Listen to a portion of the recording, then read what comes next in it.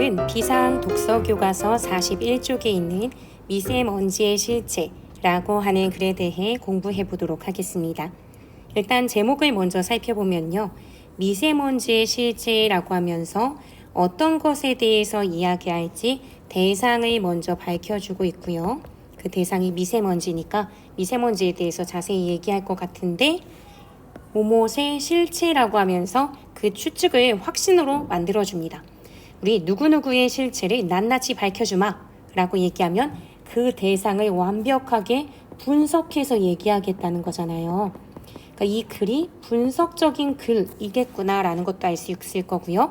그 대상이 미세먼지이기 때문에 단순히 효에 대해서 내가 생각을 얘기하겠다, 아니면 윤리에 대해서 얘기하겠다 하면 주관적인 자기의 생각이 드러나겠지만 대상 자체가 미세먼지니까 그 실체를 밝힐 때는 과학적인 태도로 접근을 하게 될 거고 그냥 내가 뇌피셜로 머릿속에 있는 생각을 얘기하는 게 아니라 객관적인 근거에 따라서 얘기할 가능성이 높겠죠. 이 글 자체가 이런 성격을 좀 갖고 있습니다. 그러니까 미세먼지의 실체라고 해놓고 미세먼지는 조금 기분이 나쁘더라 하면서 자기 생각 얘기할 리가 없어요. 그러니까 여기서는 그 실체라고 하는 것 그 자체에서 이것이 갖고 있는 성격에 대해서 낱낱이 설명해 주겠다는 의도도 갖고 있죠. 이 글의 성격은, 이 글의 종류는 설명문입니다. 그 설명문 양식에 대해서 우리가 배울 거예요. 그리고 이 단원 자체가 지금 미리 얘기는 안 했지만 사실적 읽기 단원이잖아요. 사실적 읽기는 글에 드러난 내용 자체의 어떤 정보의 정확성 이런 것들을 판단하면서 그 정보에 유의하며 무슨 내용인지 확인하고 그래서 어떤 게 중요한 내용인지 파악하는 것 이런 게 좀 중요해요. 그래서 그런 부분들을 생각하고 읽을 거라 그 내용 역시 학습 활동이라고 볼 수 있는 이 부분에 나와 있거든요. 함께 볼게요. 이 글은 미세먼지의 종류와 생성 원리, 기상 조건과 미세먼지의 상관관계 등을 설명하고 있다라고 하면서 설명문인 거 밝히고 있고요. 설명하는 내용 자체가 미세먼지의 종류, 생성 원리, 기상 조건과 미세먼지의 상관관계 이런 세 가지에 대해서 설명을 할 건가 봐요. 그래서 우리는 이런 부분에 염두에 두고 글을 읽도록 하겠습니다. 글에 드러난 정보를 바탕으로 이건 이제 설명문을 읽을 때 어떻게 읽어야 되는지 지금 설명이 되어 있는 건데요. 글에 드러난 정보를 바탕으로 해서 중심 내용이 무엇인지, 그래서 글 전체의 주제가 무엇인지, 글이 지니는 구조나 전개 방식이 어떠한지 파악하면서 읽어본다고 했고요. 이거 위주로 표시해 가면서 내용을 함께 살피도록 할게요. 쭉 넘어가서 첫 번째 단락이죠. 단락에 번호를 붙이고 단락별 내용을 볼게요. 왜냐하면 여기서는 중심 내용을 찾자고 했고 나중에 우리가 학습활동 문제를 보면은 각 문단의 중심 내용과 세부 내용을 구분하고 중심 내용이 어떤 건지 밑줄 쳐보자 이런 게 있거든요. 그걸 지금 같이 할 거예요. 그래서 우리가 글을 읽다가 한 문단 내에서 선생님이 이런 표시를 하는 부분이 생길 텐데 요거는 각 문단의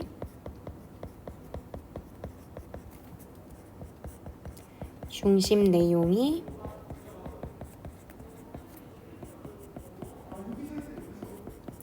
드러난 문장. 요걸 요 형광펜으로 표시해서 구별 지어 놓을게요. 그러니까 이거 생각하고 같이 한번 보도록 합시다. 그래서 지금 1번 단락부터 내용이 시작할 건데요. 우리 지금 학습 목표에 보니까 글의 구조도 함께 보라고 얘기했거든요. 그러면 이게 설명문이잖아요. 설명문은 보통 처음, 중간, 끝 이라고 하는 구조를 지니고 있습니다. 그리고 여기서는 첫 번째 단락이 시작되는 부분이니까 여기부터가 처음이 시작되는 부분이라는 건 우리가 쉽게 짐작을 할 수 있을 거예요.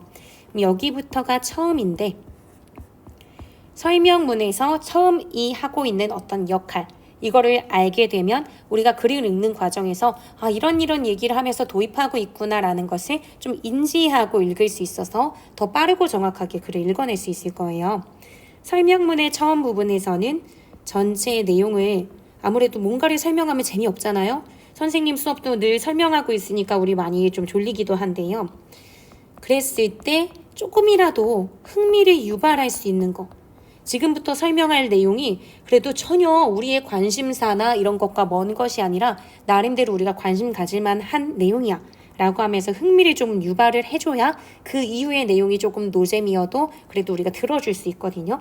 그러니까 흥미를 유발하는 게 보통 설명문의 처음 부분에서 하는 부분 내용이고요.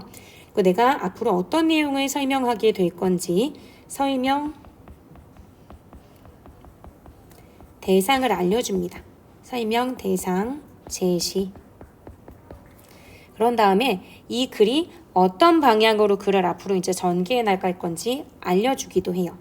모든 글이 다 그런 건 아니지만 글을 쓴 뭐 목적이라든지 앞으로의 뭐 전개 방향 이런 걸 좀 제시해 주기도 하면서 독자가 방향성을 갖고 책을 또는 이 글을 읽을 수 있도록 도와주는 것이 처음이라고 하는 부분이 하게 되는 기능이에요.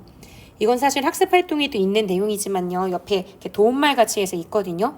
그런데 그래도 그때그때 우리가 읽기 전에 좀 파악을 해주면 좋을 것 같아서 굳이 적어봤습니다. 그렇다면 진짜 본격적으로 1단락부터 내용을 볼게요. 언제부터인가 미세먼지가 많은 사람의 관심을 받고 있습니다. 미세먼지가 당연히 주요 대상일 거고요. 우리 제목 보면서 예측하고 시작했어요. 근데 그 대상이 관심을 받고 있대요. 처음 역할이 흥미 유발이라고 얘기했었잖아요. 그러니까 지금 미세먼지가 사람들이 관심을 받고 있다. 아, 맞아. 그렇지. 나도 좀 관심이 있어. 나 왜 지금은 코로나 때문에 약간 좀 관심이 밀려났을 수도 있지만 미세먼지가 어떤지 마스크를 써야 되는지 늘 어플을 통해서 확인했었는데 뭐 이런 생각할 수 있겠죠. 그래서 독자가 이제 흥미를 갖게 됩니다.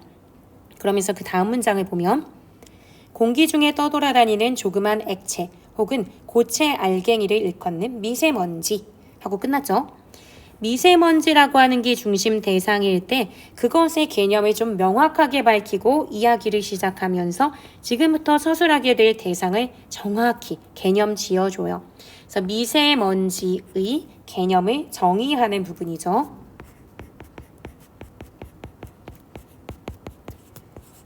미세먼지라고 하는 것은 공기 중에 떠돌아다니는 액체 혹은 고체 알갱이구나. 고체까지는 생각할 수 있었는데 액체는 생각 못했을 수 있는데요. 이런 것도 다 미세먼지구나 라고 생각하면 돼요. 그래서 우리는 언제부터 미세먼지에 관심을 기울이게 됐을까요? 첫 번째에서 관심을 사람들이 많이 갖는다라고 얘기하더니 이번엔 언제부터 관심을 갖게 됐을까요? 하면서 관심과 관련된 이야기를 계속 이어가요. 그러니까 아마 미세먼지가 관심의 대상이 되었다라고 하는 게 이 문단에서는 가장 중요한 내용이라고 볼 수 있겠죠. 이게 중심 내용이 드러난 문장이라고 볼 수 있고요. 지금 그 대상에 대해서 사람들이 관심을 갖고 있는 건 맞는데 그 관심을 언제부터 갖게 됐지? 라고 이제 물어봐요.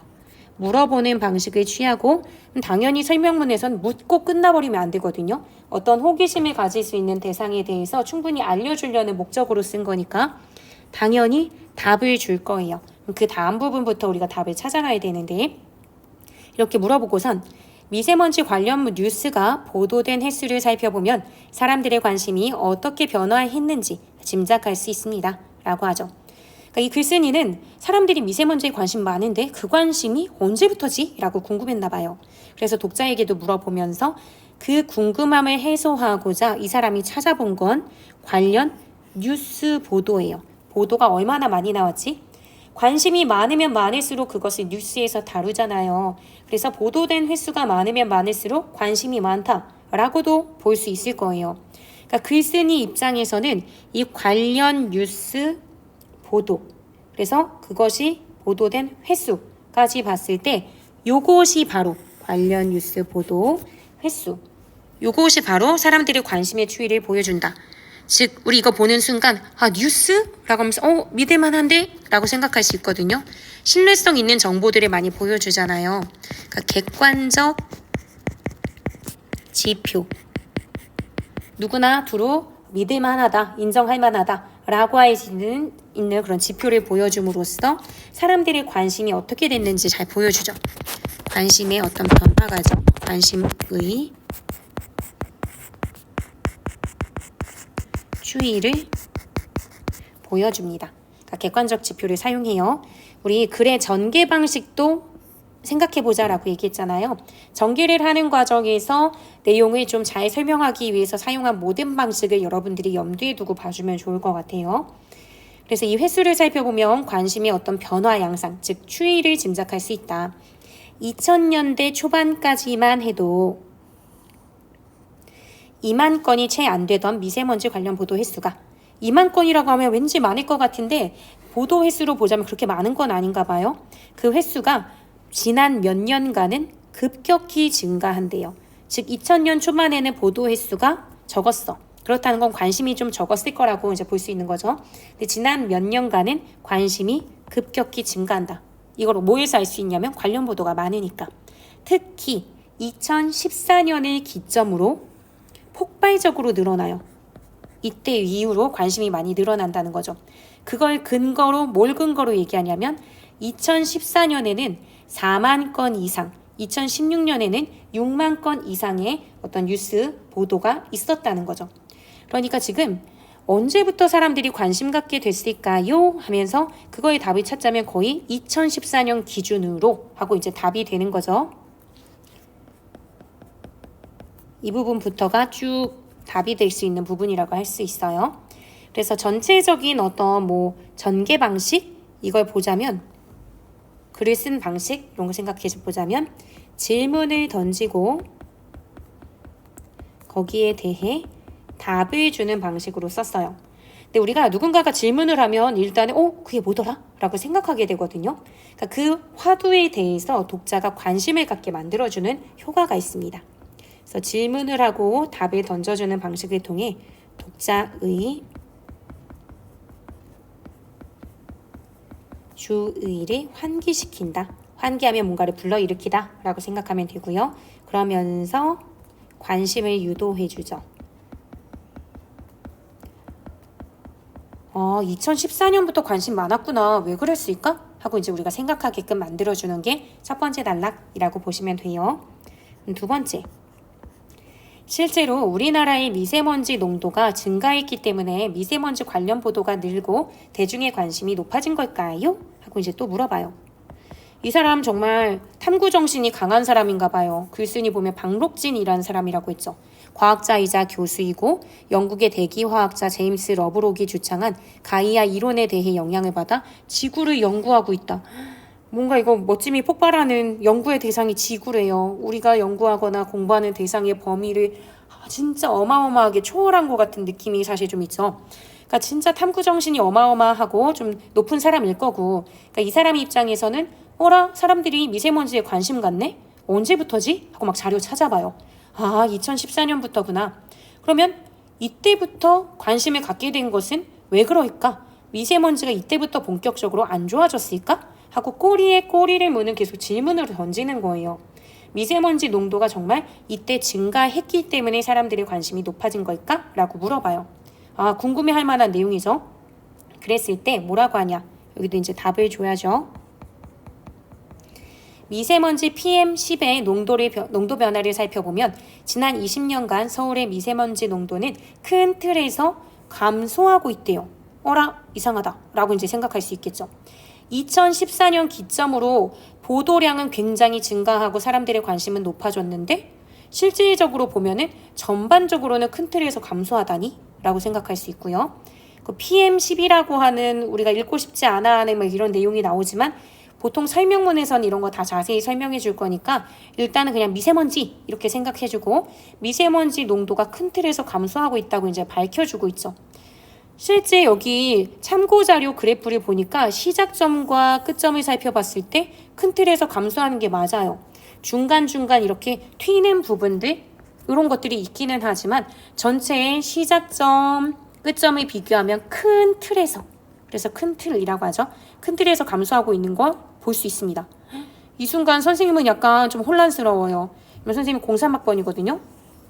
그러면 선생님의 초등학교, 중학교, 고등학교, 대학교 시절 지금 살아가고 있는 시기보다 훨씬 많은 미세먼지를 선생님은 흡입하면서 살았어요.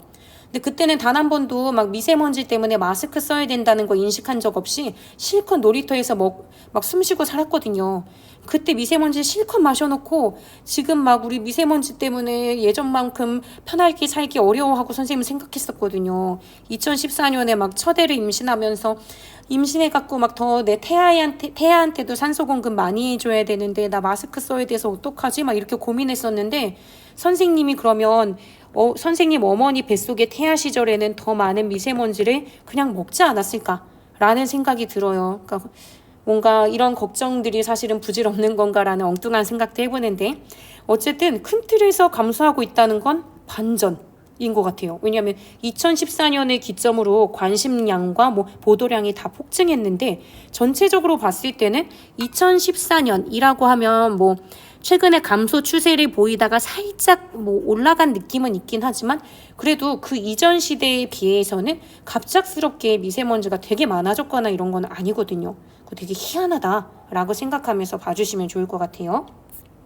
그래서 여기 보면 환경부가 미세먼지 농도를 줄이기 위해 꾸준히 노력해 왔기 때문에 미세먼지의 직접 배출량은 지금 계속 낮아진 거다라고 하면서 여기 지금 감소했다는 사실을 이야기했을 때 감소한 원인이 환경부의 노력이라고 하면서 나름대로 원인 또는 이유 이걸 대면서 지금 20년간 거의 꾸준히 감소했다라는 것을 보여주고 있죠. 일단 여기까지가 두 번째 단락이거든요. 이렇게 봤을 때 우리는 중심 내용도 한번 보자고 했으니까 두 번째 단락에선 일단 전체적인 내용에서 중요했던 건 미세먼지 자체의 농도는 큰 틀에서 감소했다는 거예요. 이게 이제 중심 문장일 텐데 희한하다, 특이하다. 우리는 그런데도 불구하고 왜 관심을 갖게 됐지?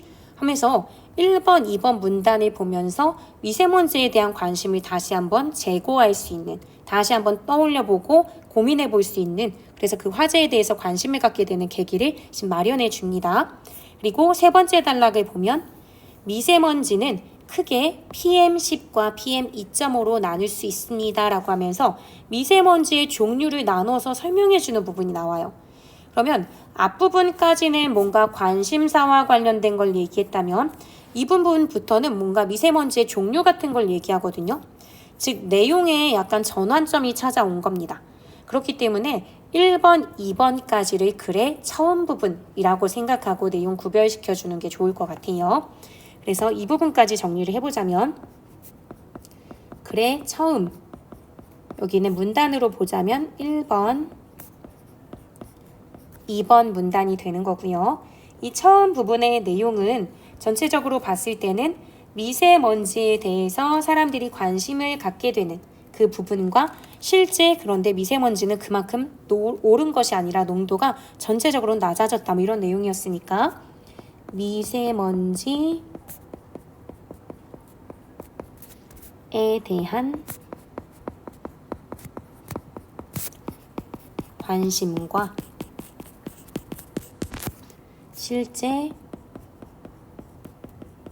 미세먼지 농도의 변화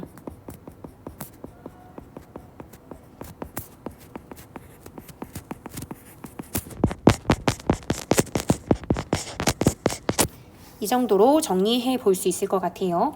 그러면 세 번째 단락으로 넘어가서 내용을 보게 될 건데 처음 부분을 지나서 제목에 충실한 미세먼지의 실체를 밝힐 것 같은 그런 느낌으로 서술된 이 세 번째 단락부터는 글의 전체적인 구조에서는 중간 부분, 처음 중간 끝에서 중간 부분이 시작된 걸 거예요. 여기까지가 이제 처음 부분이었고 그러면 그래서 보통 중간이라고 하는 부분엔 어떤 내용이 나올까라고 하는 걸 미리 알려드리자면 이제 주된 설명의 대상이 있을 거예요. 설명문이니까 그 대상에 대한 구체적 사실이나 정보를 제시하게 되죠. 설명문이라서. 아마 여기에도 미세먼지에 대한 구체적인 사실이나 정보가 제시될 겁니다. 그걸 생각하면서 한번 내용을 보도록 할게요. 미세먼지는 크게 PM10과 PM2.5로 나눌 수 있습니다. 앞부분에서 이미 PM10이라는 말은 나왔는데 뭔지 몰라. 그랬는데 이제 여기서 본격적으로 나오면서 설명을 해주겠죠. PM10은 이라고 하면서 이제 설명해줘요. 입자 지름이 10 마이크로미터 이하인 먼지를 말합니다. 라고 하면서 PM10이 어떤 건지 알려주는 거죠. 그러니까 PM10이라고 하는 미세먼지는 지름을 봤을 때 10 마이크로미터 이하라는 거예요. 뭐야 10 마이크로미터가 뭐지? 라고 이제 우리가 혼란스러워할 수 있잖아요. 그러니까 우리가 좀 친근하게 비교할 수 있는 대상과 연결해 줍니다. 사람의 머리카락 단면 지름이 80에서 100 마이크로미터래요. 지금 당장 여러분의 머리카락을 한번 보시고요. 지름을 한번 살피고 자로 재보세요. 잴 수 있나요? 안 되죠. 이 정도가 이렇게 가늘고 잴 수 없는 이 상태가 80에서 100 마이크로미터인가 봐요. 그런데 그것보다도 훨씬 작은 게 PM10의 입자 크기를 지닌 미세먼지인 거죠. 그러면 엄청 작다. 이 정도로 여러분이 생각해 주시면 될 것 같아요. 그리고 PM2.5는 뭐냐? 입자 크기가 2.5 마이크로미터 이하인 초미세먼지다 라고 얘기해 주죠. 아, 그러면 우리가 PM10, PM2.5라고 하는 용어가 나올 때는 살짝 쫄았었는데 이거 보면 우리가 익숙하게 알고 있는 말로 대체할 수 있을 것 같아요. PM10은 미세먼지라고 바꿔서 우리가 읽으면서 그냥 이해하면 될 것 같고요. PM2.5는 초미세먼지라고 생각하고 보면서 바로바로 이해를 해주면 좋지 않을까 싶어요. 그래서 이 초미세먼지는 미세먼지보다도 훨씬 작겠죠. 4분의 1 정도로 작겠네요. 여기 지름이 여기 지금 2.5 마이크로미터가 되는 거니까. 그러니까 이렇게 봤을 때 지금 미세먼지와 초미세먼지를 어떻게 나누는지 알게 됐어요, 우리가. 그래서 이 부분은 미세먼지와 초미세먼지를 나누는 그 기준을 설명하고 있구나라고 생각해 주시면 될 것 같습니다. 그래서 크기에 따라서 지름 크기에 따라서 미세먼지와 초미세먼지를 나누는구나라고 보는 거고요. 그럼 두 가지에 대해서 종합해서 미리 소개해주고 있는 이 부분이 중심 문장이다라고 볼 수 있겠죠. 그래서 다음 부분을 계속 이어서 보면 PM2.5는 입자 크기가 2.5 마이크로미터 이하인 초미세먼지로 최근에 미세먼지보다 인체에 훨씬 유해하다는 결과가 나오고 있습니다. 이거 사실 우리 조금 알고 있죠. 아, 초미세먼지 농도 나쁘면 굉장히 위험해 이렇게 생각은 하고 있으니까요. 그래서 미세먼지랑 비교하면서 초미세먼지의 유해성에 대해서 얘기를 했고요. 이어서 보면 서울에서 관측된 초미세먼지의 10년간 농도 변화를 보면 우리 앞에서 봤던 그래프는 미세먼지의 농도 변화였잖아요. 이번에는 초미세먼지의 10년간 농도 변화를 지금 이렇게 그래프를 통해서 보여주고 있습니다. 근데 이것도 지금 보면요. 농도가 조금씩 감소하고 있대요. 맞죠? 전체적인 큰 틀에서 보면 앞에서 봤던 미세먼지처럼 여기가 시작점이라고 했을 때 아주 근소하게 줄어들긴 하지만 미세먼지에 비해서 그래도 감소하고 있습니다. 그거는 동일해요.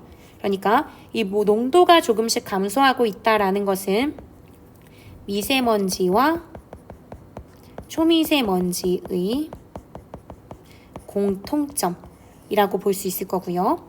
그런데 초미세먼지의 감소폭은 굉장히 작잖아요. 초미세먼지가 더 감소시키기가 더 어려운지는 잘 모르겠지만 그래서 미세먼지보다는 감소폭이 조금 덜하다라고 하는 게 미세 초미세먼지의 차이점이라고 볼 수 있는 부분이겠죠. 여기 이렇게 해서 미세먼지와 초미세먼지를 비교해서 공통점과 차이점을 이야기하는 부분 여기가 세 번째 단락이다 라고 생각하시면 될 것 같습니다. 그래서 세 번째 단락에서는 미세먼지의 종류 미세먼지의 종류에는 똑같은 이름이지만 미세먼지가 있고 초미세먼지가 있어요.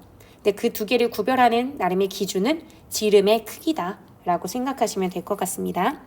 그러면 네 번째 단락으로 넘어가도록 할게요.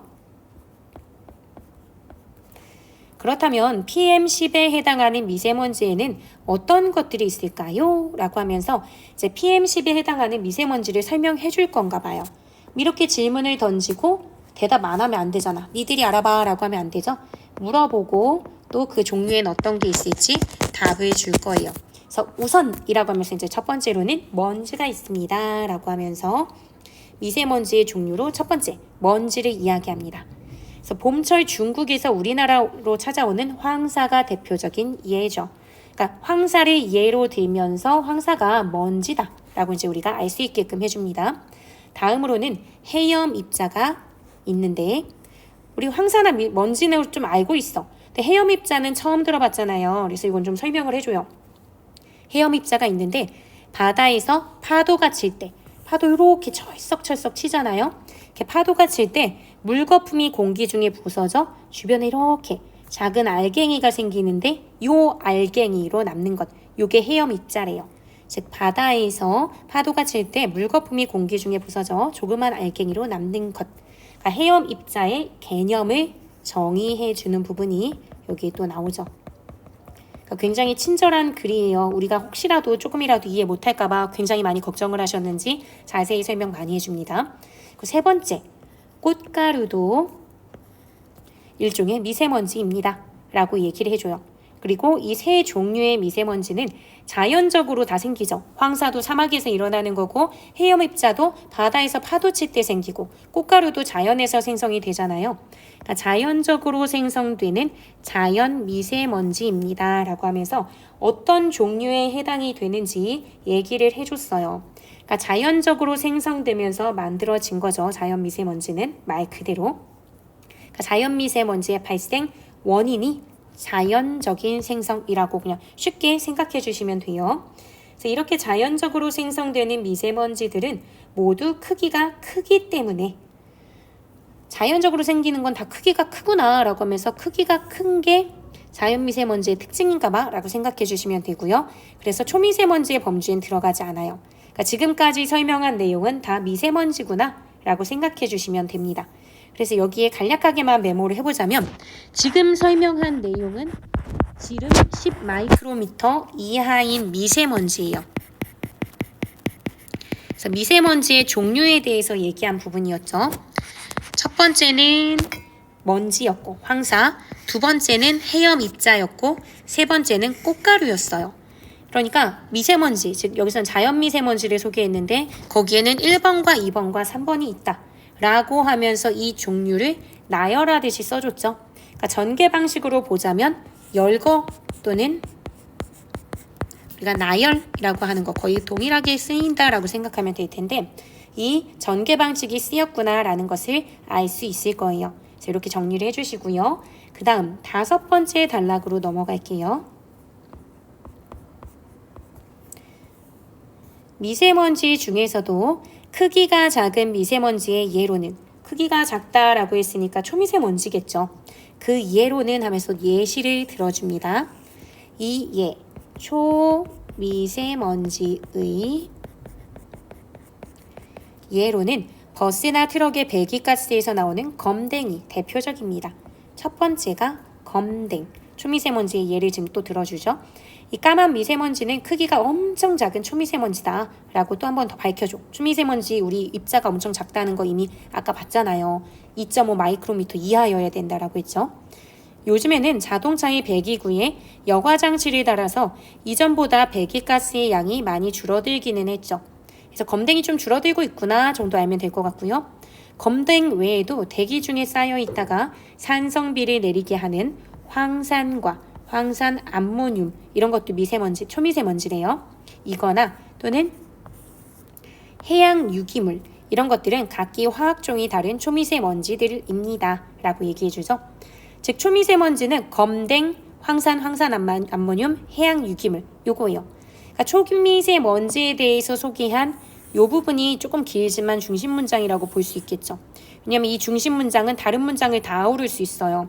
이미 검댕 1번을 위쪽에다가 표시해 주기는 했지만 이 부분에도 검댕이라는 말이 나오기 때문에 첫 번째 항목인 검댕까지 포함해서 검댕, 황산, 암모늄, 해양 유기물 모두 다 포함하는 문장이죠. 그래서 이 부분을 중심 문장이라고 볼 수 있고요. 여기에 대한 나름의 전개 방식 요것도 보자면 윗부분하고 비교해서 볼 수 있어요. 여기 지금 PM10 미세먼지를 이야기했는데 요것과 구별 지어서 PM 2.5의 초미세먼지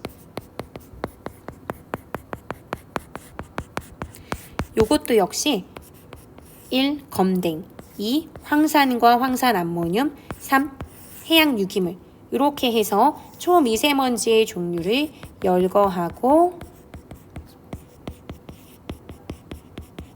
나열하는 방식으로 쓰여져 있구나 라고 생각해 주면 돼요. 쓰는 방식이 거의 동일하다 라고 볼 수 있죠. 이렇게 해서 5번째 문단까지 봤고요. 6번째 문단으로 넘어가게 되면 여기서는 자연 미세먼지는 땅이나 바다에 있다가 바람이 불면 대기로 올라갑니다 라고 하면서 자연 미세먼지가 어떻게 생겨나게 되는지 생성 원리를 밝혀주는 것으로 내용의 성격이 좀 달라져요. 우리 학습 목표를 봤을 때 이 글에서는 미세먼지 종류, 그리고 미세먼지의 생성 원리, 그리고 기상 조건과 미세먼지의 상관관계 이걸 얘기한다고 했었는데 일단 첫 번째 부분 미세먼지의 종류에 대한 설명이 끝이 났어요. 그래서 지금 중간 부분을 성격에 따라서 좀 나눠 볼게요. 3번 문단에 보면 미세먼지의 종류가 크기에 따라 PM10과 PM2.5가 있다고 얘기하면서 PM10은 무엇이 있고 PM2.5는 무엇이 있다라고 알려줬죠. 즉 3번, 4번, 5번의 문단이 성격이 유사하게 전부 다 미세먼지, 초미세먼지의 종류를 알려주고 있습니다. 그래서 그 부분을 구별지어서 정리할게요. 이 부분까지를 우리가 중간 1이라고 볼 수 있고요. 문단으로는 3번, 4번, 5번, 3번에서 5번까지의 내용이죠. 그래서 여기에서는 크기에 따라서 나눴으니까 크기에 따른 미세먼지의 구분과